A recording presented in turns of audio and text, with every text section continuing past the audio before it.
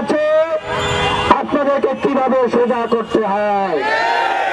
আপনারা বাংলাদেশকে নিয়ে খেলবেন, আমরা সেভেন সিস্টারকে নিয়ে খেলবো। সেই ইতিহাসে আজকে একটি নগ্ন ঘটনার জন্ম দিল।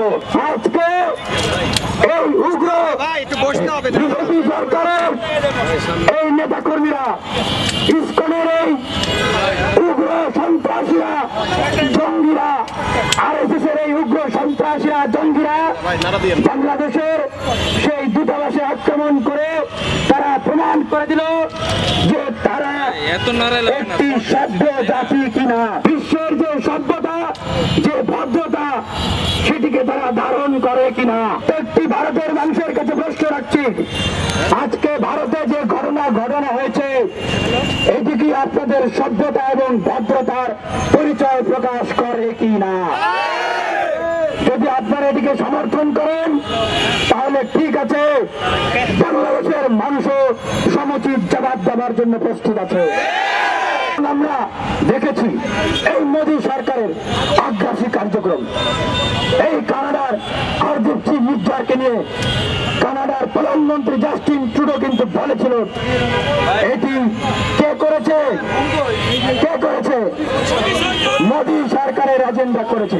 সুতরাং শুধু বাংলাদেশ নয়, তাদের যে আগ্রাসী মনোভাব, বিশ্বের বিভিন্ন দেশকে অসম্মান করে তাদের জাতীয় নিরাপত্তাকে ভঙ্গ করে তারা বিভিন্ন জায়গায় কমান্ড অপারেশন চালায়। এই ভারতের এজেন্ডা, ভারতের তৈরি মুক্তিযুদ্ধ মঞ্চ আমাদেরকে হত্যা করার জন্য ডাকসুতে হামলা চালিয়েছিল। বিভিন্ন সময় আমাদেরকে মেরে ফেলার জন্য, হত্যা করার জন্য তারা বিভিন্ন ভাবে আমাদের উপর আক্রমণ করেছে, হামলা করেছে। এখন গণ অভ্যুত্থান পরবর্তী বাংলাদেশেও তারা তাদের সেই ধরনের কার্যক্রম পরিচালনা করতে চায়। আমাদেরও জানা আছে আপনাদেরকে কিভাবে সোজা করতে হয়। আপনারা বাংলাদেশকে নিয়ে খেলবেন, আমরা সেভেন সিস্টারকে নিয়ে খেলবো। বাংলাদেশের বুক চিরে ভারতকে ট্রানজিট কত কিছু দেওয়া হয়েছে, কিন্তু বিনিময়ে বাংলাদেশকে তারা কি দিয়েছে? বিনিময়ে দিয়েছে লাশ, বন্দুকের গুলি আর আগ্রাসন। ভারতকে স্পষ্ট করে বলতে চাই, আপনারা কি মনে করেন আপনাদের পুরো ভারত আপনারা জাতিগত ভাবে ঐক্যবদ্ধ আছেন?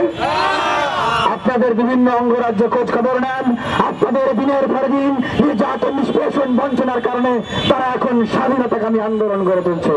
ভারত সরকারকে বাংলাদেশের মানুষের কাছে ক্ষমা চাইতে হবে এবং এই যে ভিয়েনা কনভেনশন তারা ভঙ্গ করেছে, যতগুলো রাষ্ট্র জাতিসংঘ এই ভিয়েনা কনভেনশনে স্বাক্ষর করেছে, ভারতকে প্রত্যেকটি রাষ্ট্র এবং জাতিসংঘের